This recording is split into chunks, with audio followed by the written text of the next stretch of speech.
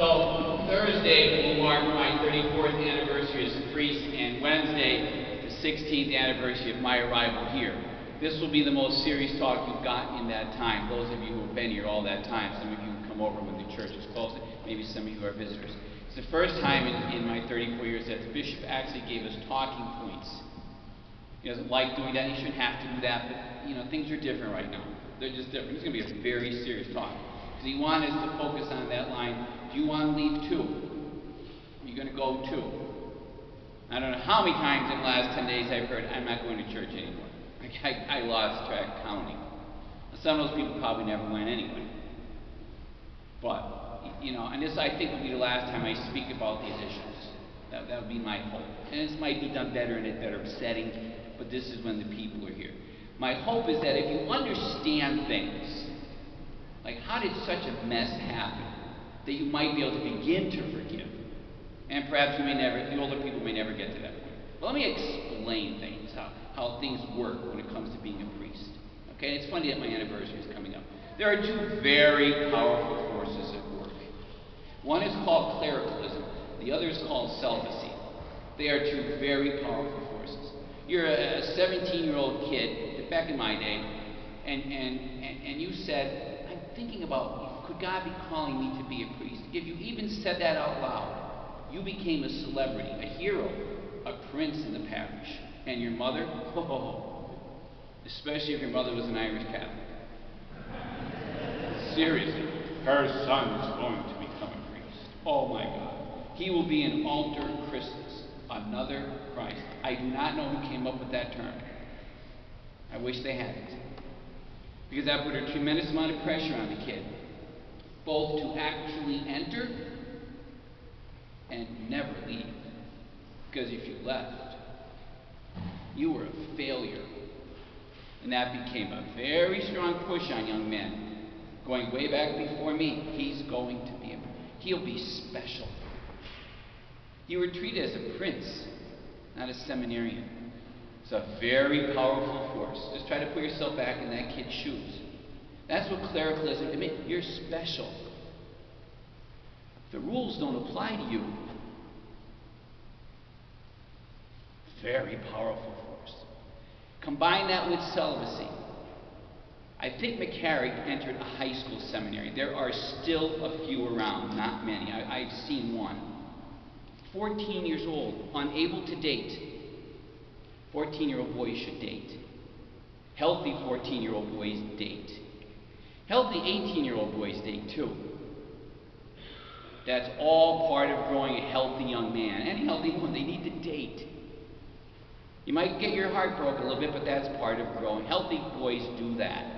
And they become healthy men. When you're a seminarian, Try to find St. Pius X Seminary, where I spent 4 years. Your GPS might not be able to find it. The people in Dalton don't know where it is. Beautiful tract of land. Send the young guys out where nobody can find them. And keep the women away from them. That's what celibacy dictates. Don't you think the girls know who the classy guys are? The girls aren't stupid. And the same guys they want are the same guys we want. So not only don't we get many guys, but the president of the class, the star, we don't get him too often. Sometimes.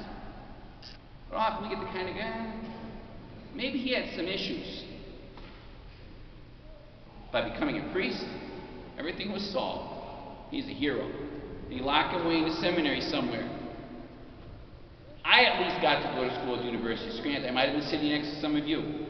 Maybe that girl next to me, I think she's kind of cute. She may as well be in Australia. I can't ask her out. Very unhealthy. As the one guy said in an article, it's in my car, I'll be happy to give it to you. It's 5 years old. He said, I entered when I was 18. I left when I was 25. I was still 18. He never grew up into a healthy man. Guys like that cause problems in different ways. Who taught them? Other priests, many of whom never spent one day in a parish. They were scholars, but they had never stood here where I do. In the seminary, Mass is perfect. This Mass, babies are crying and stuff. It ain't like that. They're totally unprepared for the real world. And so the guy gets sent out there. Good luck.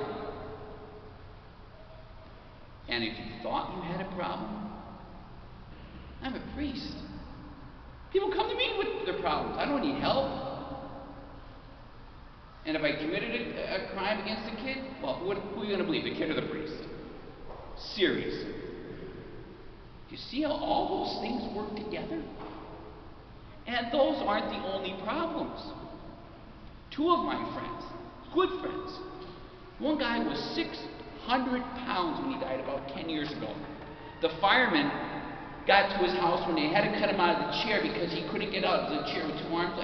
He was that heavy. He just couldn't help himself. You got to get pleasure somewhere. Food, alcohol, or relationships.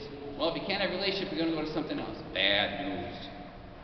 Some of the guys who are still on the job, they're just boring people. They weren't this. We didn't get the stars. So the kids come home from mass saying, Father's boring. You know what? They're right. He is boring. He'll tell you he's boring. He never had many things in life. And now, here's the biggest problem. This ain't in the grand jury report. In a world that's crazy out there, where there are no morals, now when you need your priest to be able to speak with authority, no one's going to listen to a thing we say. That's the biggest problem going forward. See, it's all very complex. There's no one simple solution to the problem. We have learned, the bishops have learned a lot of things. If a guy has a problem, he's gone. We got better at that. Thank you. Thank you. That should not ever happen again. I think we train men better today than we did 20, 30, 40. I think we do better. There are still lots of room for improvement. Just addressing celibacy alone would not address the problem. It's bigger. It's a complex problem to solve. And I can't change celibacy anyway. You can change clericalism.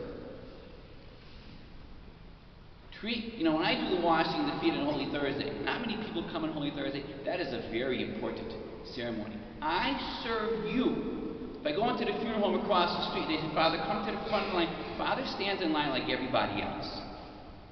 Father doesn't have a thing on his car saying clergy parking.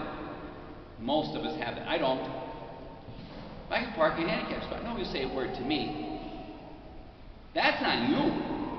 The bishop sticks out his ring and says, kiss my, dear Jesus, dear God. You can never do that. You treat the priest like one of you, the same issues, we all have this, everybody's dealing, trying. You know what the good news? There's two pieces of good news. We got the best bishop in the country. He gets it. He's a great man, but he's burdened right now. You have one prayer tonight that they don't send him to a bigger city, a bigger like Philadelphia, New York or something, because he's good. And the other thing is we got a great parish. We've given bathing suits to hundreds this summer. The pictures over on the go up on the wall. We've fed thousands in soup kitchens in Philadelphia. We've fed hundreds Thursday night at Bangor Heights. I can't worry about that. We just go on. People say I didn't join the church. I joined this church because they like what they see here. I make phone calls every day. Welcome to the parish. That's in our control to be welcoming and friendly and living the gospel. And somebody's seen that because we continue to get new members. Do you want to leave too? Jesus said. And many did. They will return to their former way of life, he said. Wow. Will everybody come back to church? I don't know. There's a pretty good crowd here. Could be more. Pretty good crowd. It's up to you to say that my faith isn't shaken. My church might be broken. But my faith in God isn't shaken. We can rebuild it together. That involves all of us being people of prayer and hope. Let us stand, my friends. We'll profess our faith in Almighty God.